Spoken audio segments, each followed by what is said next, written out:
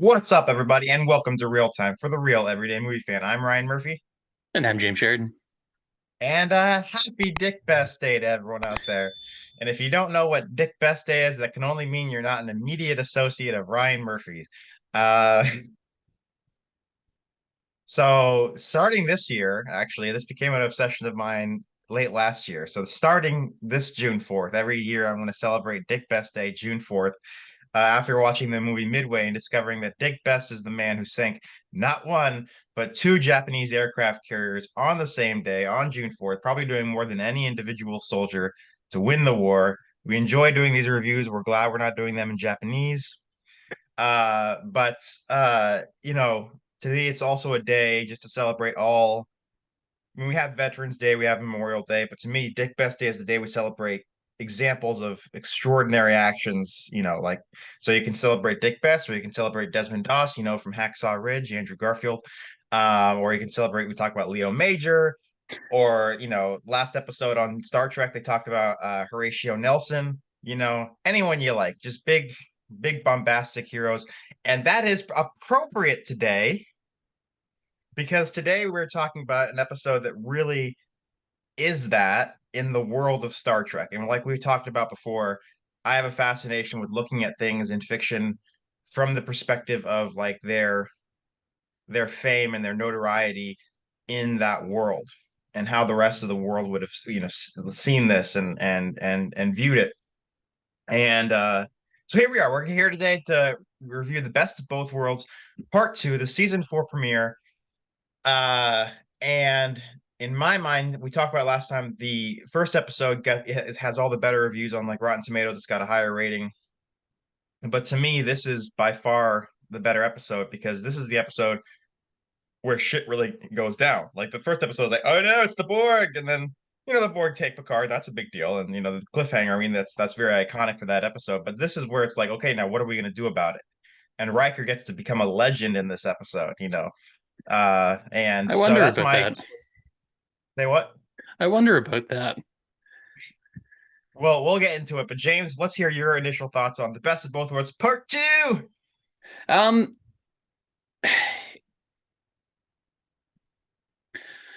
I'm having trouble kind of like trying to frame my thoughts into actual words at the moment. Again, this is like I said it last time. This is the second part of like probably the best two episodes in the entire series, as far as I'm concerned.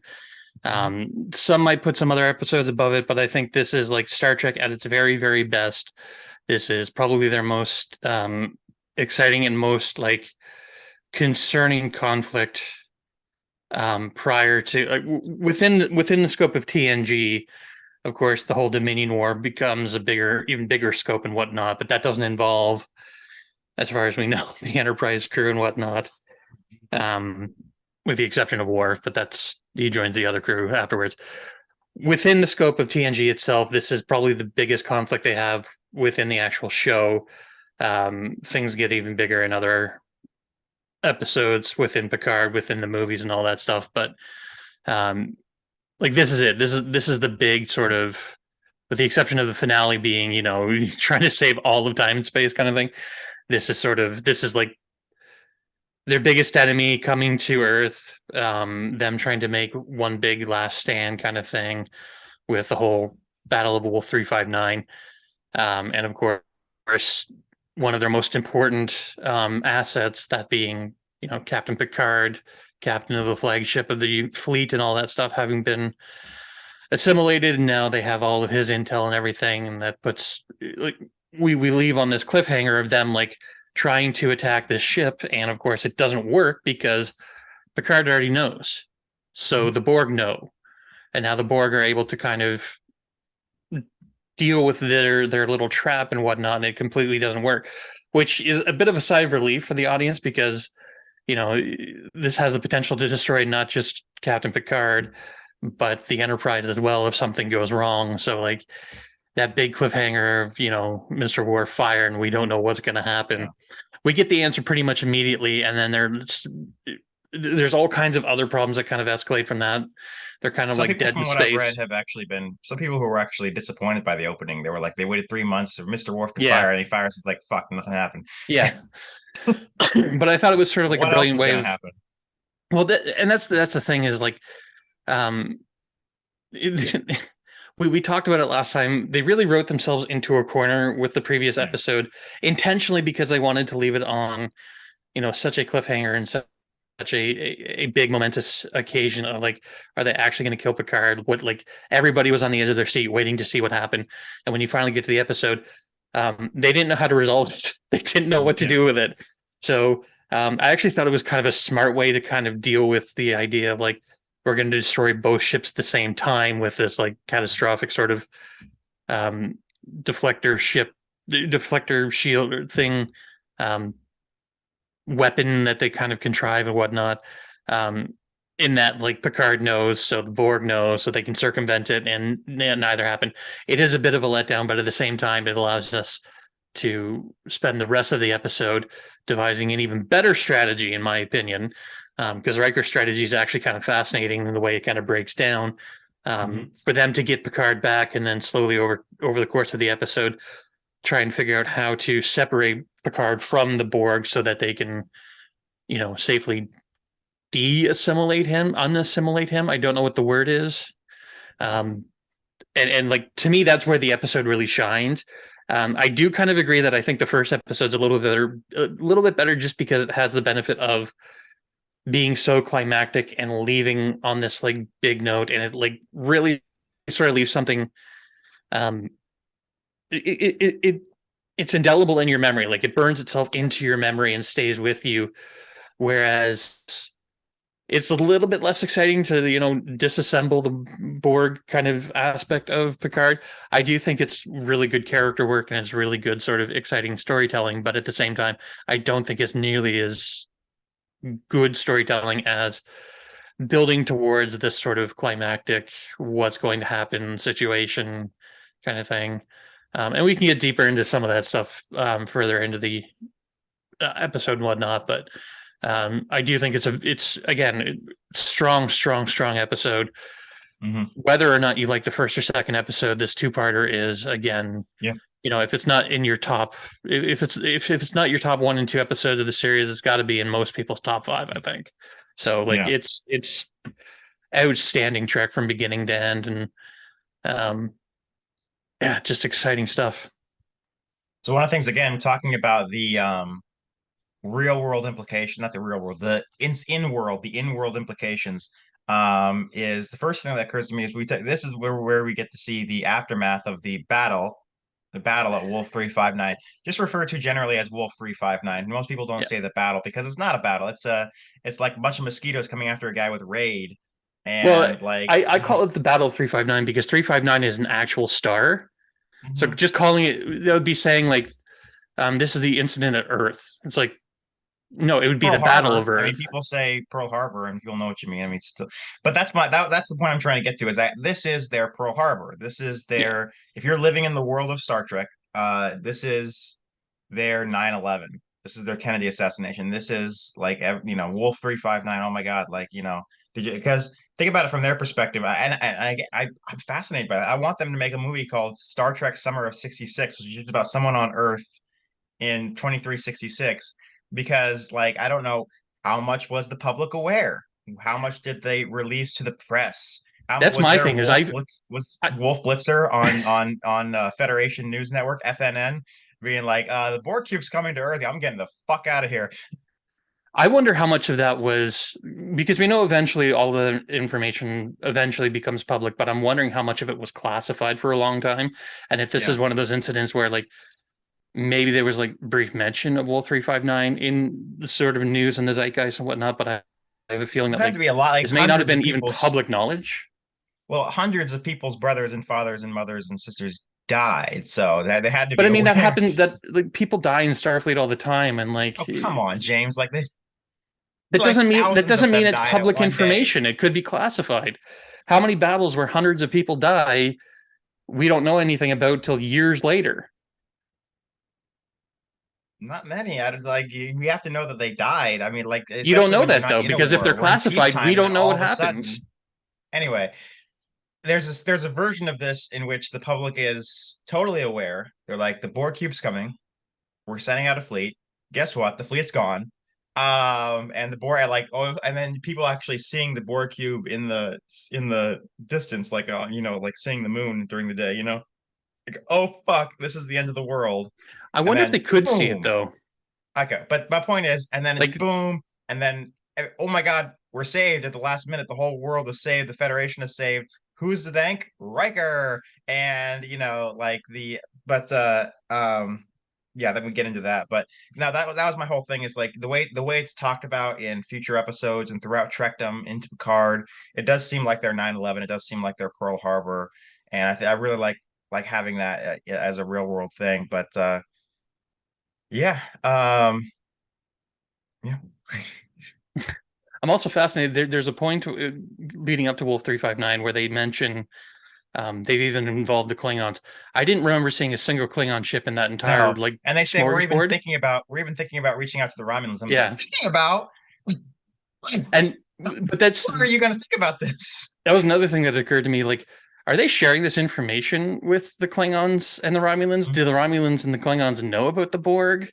Because No. it seems like this was something that was very hush hush, even within Hmm. the Federation, until we got to the point of World 359. Because it's like, well, we now have to do something because they're coming, and like we have to mount some sort of effort. So at least some of that information got disseminated and whatnot. Hmm. But it always seemed to me like this was like stuff that they were trying to keep under wraps as much as possible. Hmm. And if they're involving the Klingons, like they have to tell them something. So, like, how much do the Klingons know? And if they're willing to tell the Romulans, how much do the Romulans know? Do they already know? And they're just like, it's different Yeah. agencies kind of keeping information to themselves, kind of thing. Or is this something like that's the stuff I want to know? Is like, how does this intel work within this world, kind of thing? What is the level of like sort of secrecy among this stuff?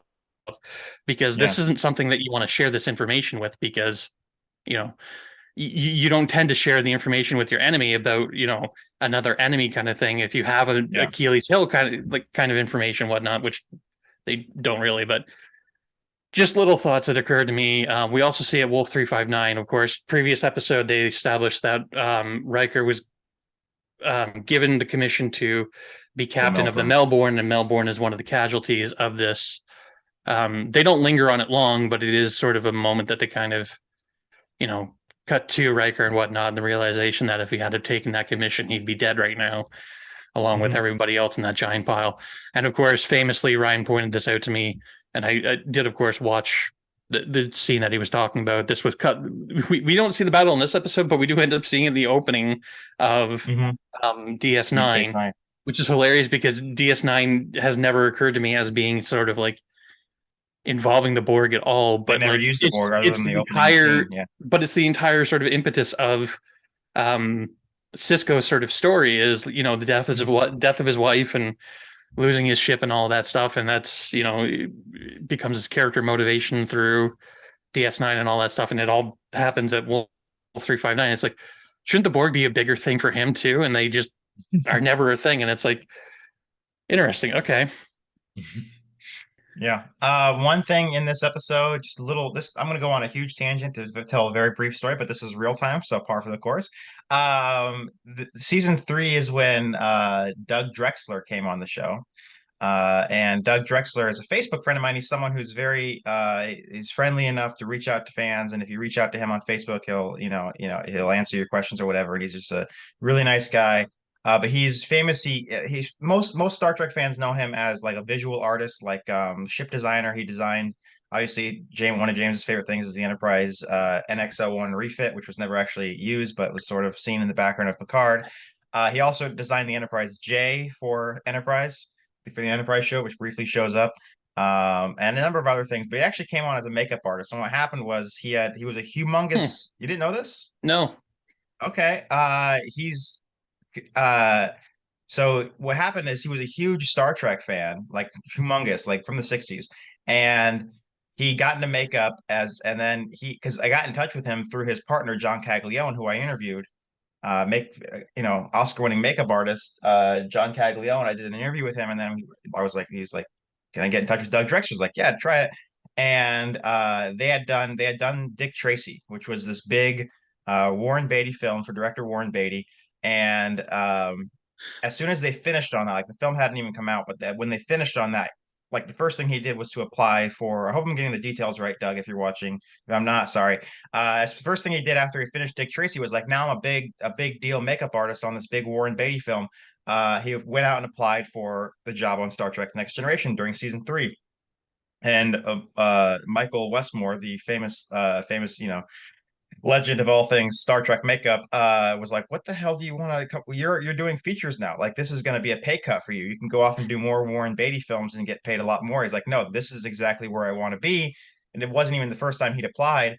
And he's like, "Fine." They gave him the job halfway through season 3. Season 3 concludes with the Best of Both Worlds Part 1 during the summer. Dick Tracy is released, and then he comes back obviously for season 4, and the rest of the show, and eventually becomes yeah. But this episode, that's a long tangent of saying, oh, by the way, Doug Drexler blew some nasal spray in Patrick Stewart's eye. That's the story, because they were trying to get there's a whole article he wrote on like doing this episode, and that was like the highlight of it was like they were trying to get Picard to cry, which is really one of the most powerful moments of the episode, is when Picard's beginning all the Borg stuff added to him, and the ones here, and they And couldn't figure out how to it's do a it. very cinematic, like Yeah. the way they shot it, like almost uncharacteristically cinematic for a TNG kind of episode. Because TNG is very Mhm. shot very television wise, but this is like Mhm. you got the camera like coming down on top of them and like kind of spinning whatnot, and shots like they would replicate in First Contact and whatnot. But it's like these gorgeous shots, and yes, the famous tear shot of like the slow close up of his eye as like a tear kind of falls, and they couldn't get it to actually work, so they had to do it in post, create the tear. That's No, not an no, actual. Yeah, no. that's what the commentary said. The director of the Well, episode said it was a well, they the couldn't. direct. Okay, then we have a discordance here. Because Okay. you're saying you watched the commentary, the director in the commentary said it. He's remembering very differently from Doug Drexler, who wrote an article on how they couldn't get it to work. And today you would just do it in post, but this was 1990. And so he went and got a bottle of nasal spray and sprayed it in Patrick Stewart's Yep. eye. And they still And couldn't get it to work, so they had to do it in post, according to the director. okay. So But that's anyway, that's and also Doug Drexler also, we talk a lot about the next gen cast and how funny they are and how crazy they are and everything. He corroborates a lot of that, talking about, when he's doing makeup on Jonathan Frakes. Jonathan Frakes is like, "Dougie, did you touch Warren this way?" ooh.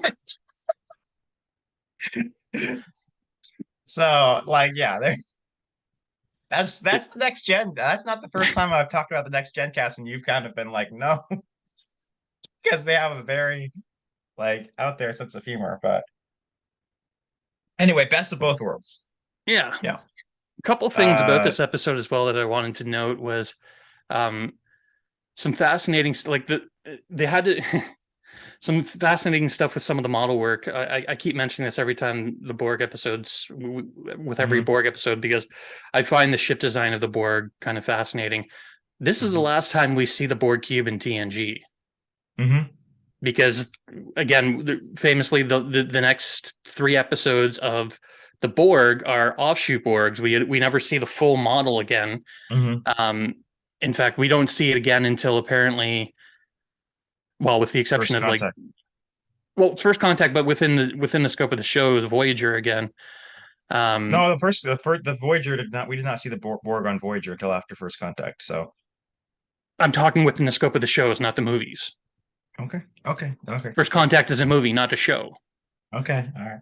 This is also the last time we see the saucer separation, which was Yeah. such a big thing, and people remember it being such a bigger thing. But it was only done 3 times, and then once Mhm, again in Generations, and mhm, never again apparently. Which is fascinating to me because it seems like a strategy that you would use way more often than they do.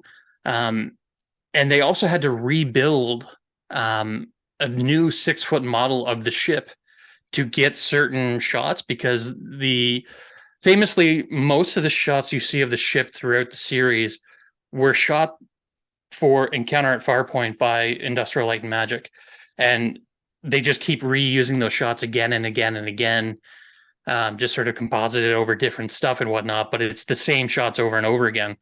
Hmm. Very rarely do they actually go back and shoot new stuff. So for this episode, they actually had to build a new model for the ship to shoot some stuff. I don't know which shot specifically they did. I have a feeling it's some of the background plates and whatnot because they had to have those like really high detail when they're in like the shuttlecraft and whatnot zipping by the ship. Um, and oh, what else was I going to say about some other fascinating like there's a lot of really cool model stuff in here, like of course they had to have that like graveyard of the ships at Wolf 359, Hmm. and apparently a lot of the ships that were used were models that they built for a lost Star Trek film project called Planet of the Titans, which I'd never heard of before doing the research of this. Like apparently back before they even were doing phase 2, they wanted to do a movie. It was going to be called Planet of the Titans or Planet of Titans, or uh, both are used interchangeably, as well as some shots of the Enterprise from Star Trek 3 and whatnot, because they'd already had it like kind of broken up and destroyed, because famously they destroy the Enterprise within Star Trek 3. So like rather than rebuild models, they just use ones that they kind of just had on the shelf and like prototypes of ships and all that stuff. And of course, you know, the Borg ship, they had to rebuild that as well because very famously at the end of this episode, they blow it up and they wanted to have it something you need to know when they're doing model wars. You can't just, I mean, you can't just blow up any model, but if you want it to like kind of break apart in a certain way, you need to be able to, you need to construct it in a certain way. So they built Hmm. a intentional breakaway model for it to explode. Unfortunately, apparently during the restoration of this episode, they replaced all of like a bunch of the original like layers of the explosion with CG Hmm. layers, and it's like Oh if goodness. you're doing a George restoration, Lucas did the restoration? I didn't know that George Lucas got involved in Star Trek. I mean ILM did again. ILM did Yeah, the original obviously. ILM plates. does everything, so that's hardly, yeah. Well, that's the thing is they get credit in every episode because they have to reuse those plates of the ship in this, but ILM actually had nothing to do with the series after Hmm. Encounter at Farpoint. Okay. But they get credit on every single episode, so everyone always assumes that TNG was done by ILM. But from my understanding, they only did the one episode, and just because they had to Hmm. reuse those plates throughout the series, they just get an eternal credit. This episode is also a winner of 2 of 4 Emmys. It got 4 Emmy nominations: outstanding sound editing, outstanding sound mixing, art direction, and achievement in special visual effects. It won for both sound categories, same as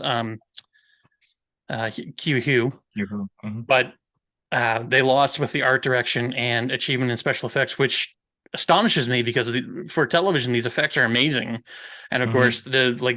the Borg makeup in this is outstanding. There's a few Hmm. close-ups where it's like, oh, this was clearly not intended for high definition, but we'll let it pass. And like another thing that I noticed is like I always think of like the first episodes, Picard sort of look where he's got like the eyepiece on, but like, I didn't notice until I was watching this episode recently that it's actually expanding throughout the episode, and like they Hmm. add more pieces to it and like a little spinny thing on top there, and Yeah. um, yeah, just great makeup design, great visual effects and all that stuff, and I'm kind of blown away that they didn't win for those because like they, these are incredible achievements, and um, yeah, Well, great work on it. so, some last thoughts of mine is when they found, as much as I enjoy this episode for like kind of getting to be, Riker taking charge, and Riker is a badass in this episode. Like I think one of my favorite lines is come now, Locutus. Like just the way he says that, like he's getting comfortable in command, and he's like, ready to just start taunting these guys. Like, come now, Locutus, don't you? Just I think that's a great line. And later on when they're, we could save the Borg. I mean, we could save the ship and, like, for further study, blah blah blah. We could do this, and he's like, I don't think so. Data, remove yourself from the captain. Get ready to blow the motherfuckers up. Well, the actual line is, I don't think so. Data, remove your, just that's it's a very stern moment. Everything but the motherfucker was basically in there. But the that's a very like he's like taking, charge, and he's like, no, this is like fuck these guys, like, and also that's the way he thinks he's gonna save Picard, which of course he's right. Um, but I don't, as much as I enjoy all the stuff about Riker having this brilliant strategy and kind of becoming the Horatio Nelson of his day. I don't understand why the Borg aren't just blowing them away during this whole battle, because he's like separating the saucer and they're going around the Borg, but like they just blew away like 100 ships. Like Yeah. why like oh there's a couple opportunities there where they're just sitting there and the Borg aren't blowing them away. But whatever, Especially it's if you watch TV. the We have to DS9 win. episode, like there's a couple shots in there where they're basically like blowing away entire sections of saucers, and it's like Hmm. we until the DS9 episode we never see them do that, and it's like if they were capable of doing that this entire time, why have they been toying with the Enterprise and only taking Yeah. like Because corkscrew little? Riker has to win. Yeah. I understand that, but it's like ooh, like again, I wish they would kind of justify the. I made that same complaint about like I don't understand why they're so fascinated with Earth. Why are they so fascinated with the Enterprise, especially if they already have Picard? Yeah. Why are they? I mean, I guess that's part of the reason why they don't destroy the Enterprise later, because Picard is supposed to be their sort of envoy or Hmm. whatever for Hmm. the Federation humanity to kind of like talk them into assimilation. I guess I don't Yeah. Yeah. understand the strategy there, but like they forcefully assimilate everybody, but it's like, no, for you guys, we have to have someone to talk to you. And it's Yeah. like, we're going to reason with you. It's It's because like, they were still coming up with all this on the fly. I And in know. fact, this we talked the last two episodes, we talked about how the word assimilation is never said in either of the first two episodes. And even in the last episode when Picard is assimilated, it's not treated like they don't use the word assimilation because they're not familiar with the fact that this is what the Borg do, because the writers weren't familiar with the fact this is what the Borg Yeah. do. They just say, Picard has been altered by the Borg. Altered? What do you mean? He is a Borg. It's like this, it's very, and so this episode, Locutus says, you will be assimilated, blah blah. And you could be, so that's, they start talking about the Borg's going to, even he says to Worf, like the Klingons will also be assimilated. You could be forgiven for thinking that the Borg are just now coming up with this idea. Like, hey, Yeah. this thing card really worked out. Like, why don't we do this to everyone? And I don't know for a fact that's not what Michael Piller and the writers were thinking. Yeah. It might have been like, I can't speak for how I would have interpreted it in 1990, or what they were intending in 1990, but it comes off like they might just be like, the Borg are like, this assimilation thing's pretty cool. Why don't we do more of it? Or Michael Piller might have been thinking, again, still retroactive, like, oh, this is what the Borg should be doing, but he definitely hadn't thought of it until then. Yeah. But it's definitely solidified in the next episode, I, Borg. That's when they solidify the mythology that this is what the Borg do. They're Yep. assimilators. Um, yeah, so. And become such a key part of like their entire strategy with First Contact in Mhm. flashbacks in Enterprise. Well, the entire episode of Enterprise being sort of a flashback, but Yeah, um, Voyager and all that stuff. Once we get into Seven of Nine and her backstory, and it's like, no, assimilation has always been a process, but it's like yeah, if you watch this stuff in order, assimilation, which becomes their sort of defining characteristic yeah. as Borg, Is an afterthought. is an afterthought, and it's like something that doesn't come up until the third and fourth episode of the series, and it's Hmm. like it's kind of surprising that like yeah, just such a just distinct thing that like Yeah, yeah. whenever you think It's about like the going Borg, back to whenever you reading think about Batman comics where he kills, or yeah, Superman comics where he can't fly. It's just sometimes the mythology takes a little while to but like solidify. you will be assimilated has become like Yeah, resistance is futile, you will be assimilated became such a tagline for the Borg, and it's like yeah, we've had resistance is futile, you will be assimilated didn't occur until this episode, and it's like again such an afterthought for something that was just so distinctly Borg for yeah. so long, and it's like it's fascinating to see the development of like this species that Mhm. went from like was going to be this like insectoid race and whatnot, and has become this like Mhm. technological race, and like every appearance has kind of changed them a little bit, and they become a little bit Mhm. different each time, and it's like watching that growth is really kind of fascinating, especially going back and like kind of analyzing the episode and breaking it down and not just observing the episodes and whatnot. um Mhm. Trying to think of anything else. Like I've got a bunch of notes, but I don't know if any of it's really relevant. Battle Bridge they remodeled a couple times in this episode, and seems to be like a set that they just keep like reworking and like changing to be something else. Like it's been labs, it's been a geology lab. It was the bridge of the Enterprise C. In this one, it was not just Battle Bridge for Riker's stuff, but when they cut back to Admiral Hansen on his ship, it's the same Battle Bridge. They just Okay. put up Okay. different displays, and they put up the old Red Alert from the Trek movies, the Mhm. TOS movies and whatnot behind him. But it's the same. Like they just keep changing that room, and it's fascinating that it jumps from being the Battle Bridge to all kinds of other things back to the Battle Bridge, and it's like different every time you see it.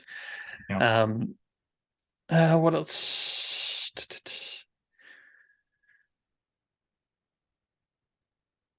Yeah, Well, let I'm me get some. Go ahead. well. There's one more thing, and it's not a big deal, but it bugs me every time I watch this. Is they make this whole big deal of Riker getting this promotion to being captain, and Hmm. immediately the next episode he's back to being commander again. Yeah. And it's always kind of bugged me that he gets this field commission that, it's supposed to be this permanent change. And it's just like he willingly just kind of like gets demoted again. And it's just always bugged me that it's like he finally gets the field commission and he's just so in love with the Enterprise that he's willing to take a decommission just to stay on the Enterprise. It's like, I get it He because so we like Riker. We don't want him to move off the bridge. And for yeah, continuity of the show, he has to go back to being commander. But it's like, you got the captain. Like, you got the rank, man. yeah, Why but would you give that up? you can talk about he's in love with the Enterprise. He loves his crew, his commanding officer. There's also, the romantic, and you could also say that like secretly, like the real reason is because he doesn't want to leave Deanna because he's still in love with her, even though it took him 9 years. No, 11 years. 11 years. Talk about like tension. Like, Lois and Clark got together, after season 2 in the 90s. Um, but these guys, someone was talking about that with the X-Files. Like, I love a good sexual tension, but this show went on for 11 years. Anyway, um, so okay, so now I get to finally talk about this. Like I've been alluding to it the whole thing, but like the real world implications. As soon as that Borg ship blows up, the Enterprise is at Earth.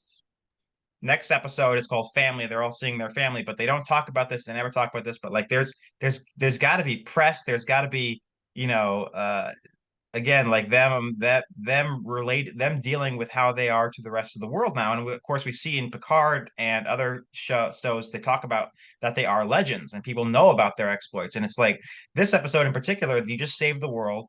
There was the 9/11, the Pearl Harbor incident of Wolf 359, and then you saved the world, Riker. And there, it's interesting because Picard in episode 1 of Picard, we saw for the first time like an interview setup. Like they had the lights they strung up, and Picard sat down and had like a lav mic or whatever, whatever they do in the 25th century. And Picard sat down for a television interview, and it's like that would have happened here. Maybe not with Picard because Riker's the star of the show at this point. But I can just picture Riker sitting down with, "Hello, I'm Charlie Rose. Tonight, very, very special with William Riker, the man who saved Earth." And I can picture Riker sitting across the table, but Charlie, it was I like because Picard might have been a figure of controversy at this point.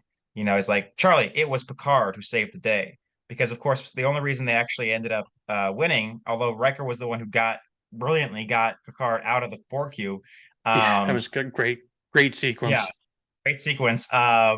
Then once he did, Picard's the one who was able to break through the Borg's programming enough to say sleep data, and that's why they did it. None of it would have happened without both Riker and Picard, and Riker would have been getting all the credit, and Picard would have been a figure of controversy, and he would have been on there being like, "This is what happened." Like if it wasn't for Jean-Luc Picard, anyone out there giving shit to Jean-Luc Picard needs to, stop giving credit to me, blah blah, blah, standing up for him.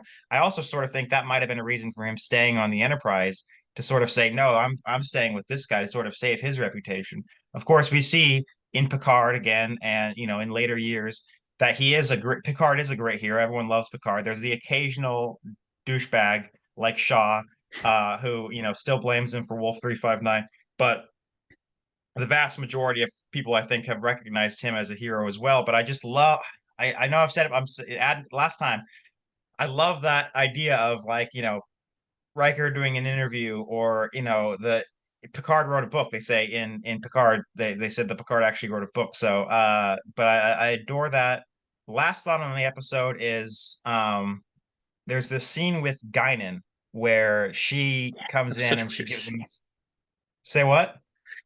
Every time Guinan shows up in these Borg episodes, it's just like I love Guinan and I love her involvement with with the crew and whatnot, but like every scene she shows up for in these episodes feel like these weird moments to me that like you could almost entirely pull out and it doesn't really change Well, anything. in this Whereas this one, particular instance, it's really weird because she gives him this like grand piece of advice that you're thinking she's the sage, she's the Yoda, he's yeah, going to take her advice.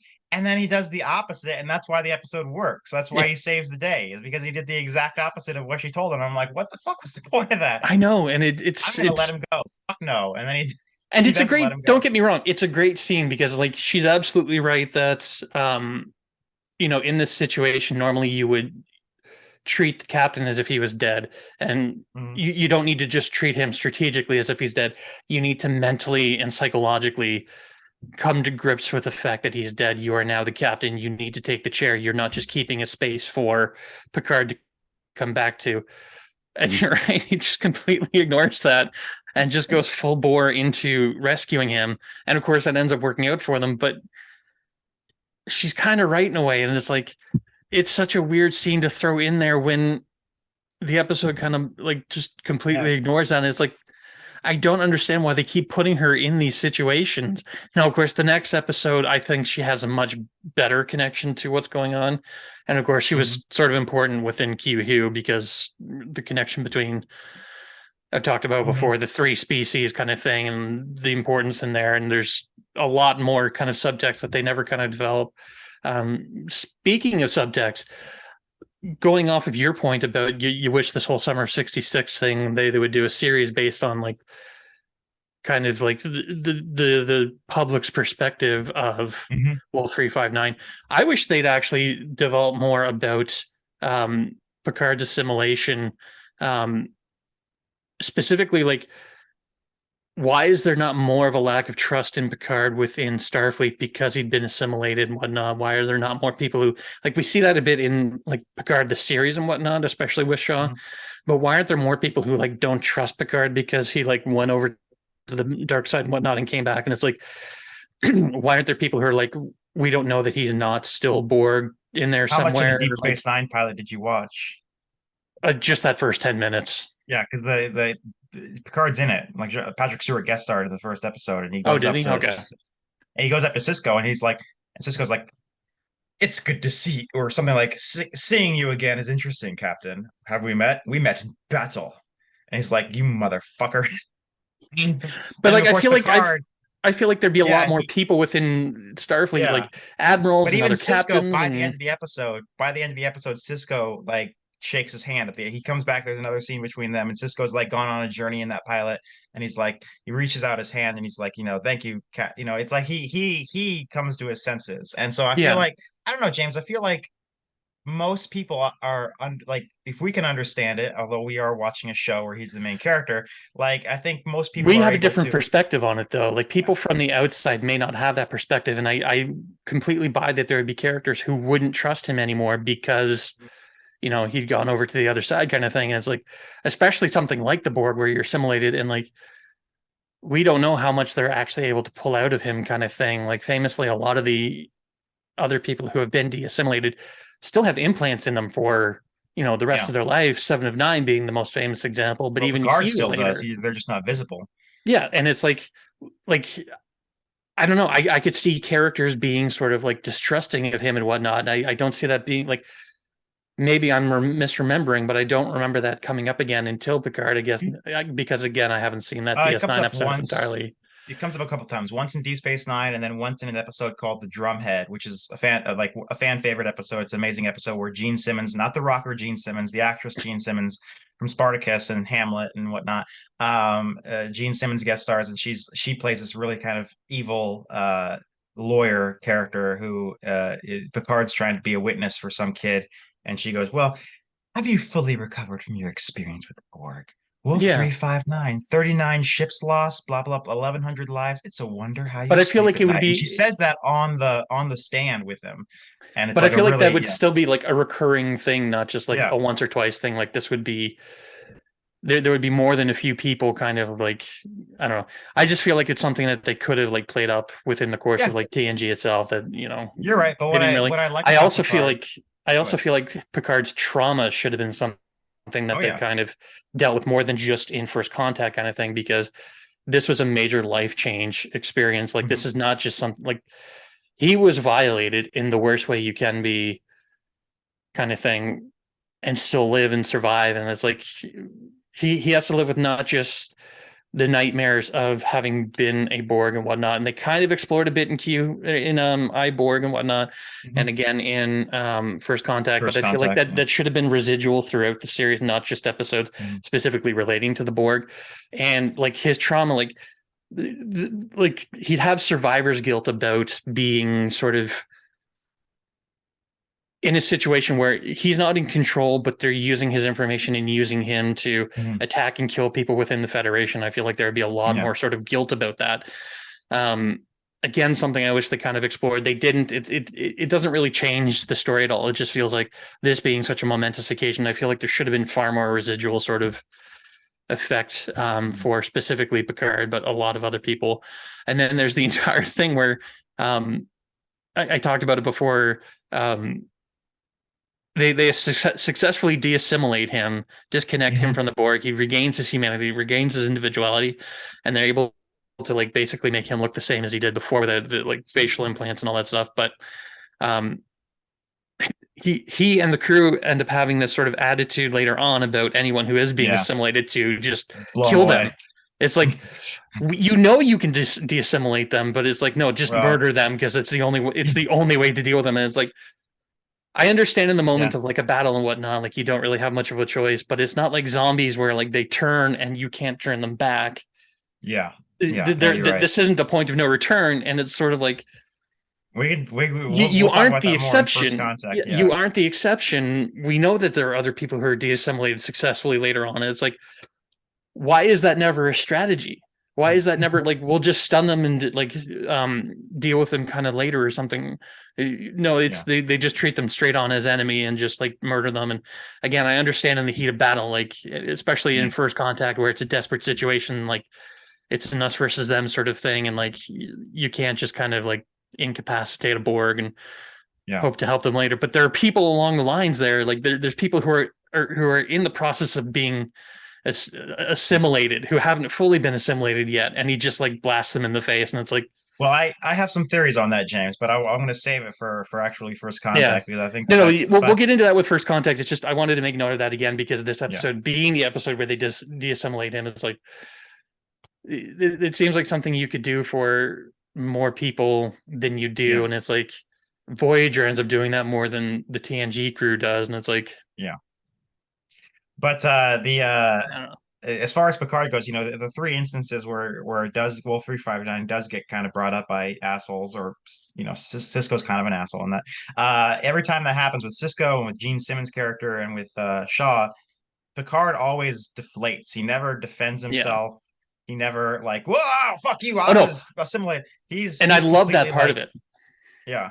I love And that part but of what it I because yeah. that is something he would do. Like he still very much carries the guilt of all of that, Hmm. blames himself for all of that, which you could make an argument that he wasn't in control, but it's still sort of like Hmm. eh, it's survivor's guilt. Yeah. It's not a rational It's not a rational thought guilt, but process. he's It's still yeah. like And I it's just love that also they would seem like in bad taste for him to stand up to someone and be like, who lost family at Wolf 359 and be like, well, yeah I was, he just, no, I'm not going to have this argument. I'm just going to, you know, yeah but I think since you brought it up, we'll talk about it now. But this part, but I think that would be an interesting thing to see someone who like, people in Starfleet who still don't trust him. But I think for a lot of people, where that might change if that's the case, would be the Battle of Sector 001 in First Contact. Like they don't even want Picard there. Some of them, yeah like maybe that was some people in Starfleet who were like, keep that motherfucker. We like maybe he's still with them. And then he comes into the battle and immediately, because of his knowledge, tells everyone to fire at these coordinates. They win the battle in a matter of minutes once he's there. I think a lot of people would have been like, okay, all right, sure. There's some benefit here. So No, and again, within the context of the Borg episodes that they do, I love that they come back to that again and again. I just feel like because this was such a momentous event within his life and whatnot, I feel like it should have been something that was residual outside of the context of the Borg and whatnot. And mhm, I'd forgotten about Drumhead and again hadn't seen the DS9 episode. So apparently there does exist some of that. I just wish it had been a more sort of ongoing kind of struggle for him. And mhm, maybe it's to everyone else's satisfaction that they dealt with it as much as they did, and that's it. I just felt like it could have been something they dove into deep. And I feel like if it had been a more modern Star Trek series, even something like post Enterprise, they mhm, probably would have, or even DS9, like DS9 deals with a lot of trauma and a lot of, mhm, people's past and experiences and how that kind of affects their character and whatnot. Whereas unfortunately, TNG was designed to be so episodic and mhm. not have a Yeah. lot of like it was meant to be seen in syndication where the rules of syndication were it's kind of an unwritten rule, but the rules of syndication were basically that like, most episodes had to like kind of you could watch it kind of in any order and it not sort of um Mhm, you don't lose the plot kind of thing. mhm, So episodes were very much self-contained, with the exception of two-parters and episodes that make reference to other episodes. But it's like there was like a theme between those episodes, whereas most episodes need to be